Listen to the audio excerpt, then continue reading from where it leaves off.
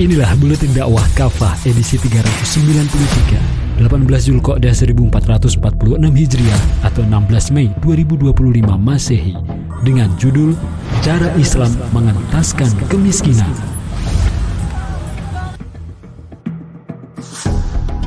Kemiskinan tetap menjadi tantangan besar di Indonesia.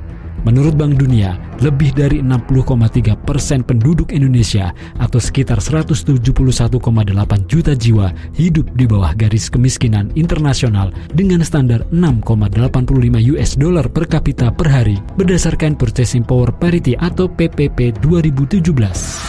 Standar $6,85 P3 ini digunakan untuk negara berpendapatan menengah atas atau upper middle income yang merupakan kategori Indonesia sejak 2023 dengan GNI per kapita $4.870. Adapun menurut Badan Pusat Statistik atau BPS, dengan garis kemiskinan nasional per kapita Rp595.242 per bulan, tingkat kemiskinan di Indonesia pada September 2024 hanya sebesar 8,57% atau hanya sekitar 24,06 juta jiwa. Menurut Kepala BPS Amelia Adininggar Widyasanti, perbedaan perhitungan antara Bank Dunia dan BPS ini wajar karena standar garis kemiskinan yang digunakan oleh masing-masing berbeda. Selain problem kemiskinan, Indonesia juga menghadapi problem ketimpangan ekonomi yang cukup parah. Laporan Global Inequality Report 2022 menyebutkan, Indonesia sebagai negara ke-6 dengan ketimpangan kekayaan tertinggi di dunia. 4 orang terkaya di Indonesia memiliki kekayaan lebih besar dari total kekayaan 100 juta penduduk termiskin.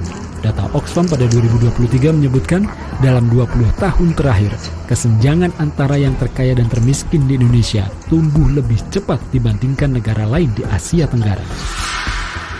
Jelas, ini menunjukkan bahwa kemiskinan dan ketimpangan ekonomi di Indonesia bersifat struktural. Penyebab utamanya adalah penerapan sistem kapitalisme. Sistem kapitalisme memungkinkan akumulasi kekayaan di tangan segelintir elit, sementara mayoritas rakyat kesulitan memenuhi kebutuhan dasar. Kebijakan seperti pencabutan subsidi BBM dan dominasi konglomerasi atas sektor strategis memperburuk kondisi ini.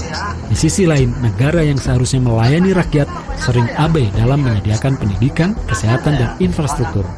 Hal ini menciptakan kesenjangan ekonomi yang sangat parah. Standar kemiskinan dalam Islam. Islam tidak hanya memandang kemiskinan dari aspek materi, tapi juga dari kemampuan memenuhi kebutuhan dasar atau daruriyat dengan cara yang menjaga martabat dan keimanan seseorang. Dalam Al-Quran, orang miskin disebut dengan istilah fakir dan miskin. Dalam pandangan para ulama, kedua istilah ini memiliki makna berbeda, namun kadang saling dipertukarkan. Keduanya disebutkan sebagai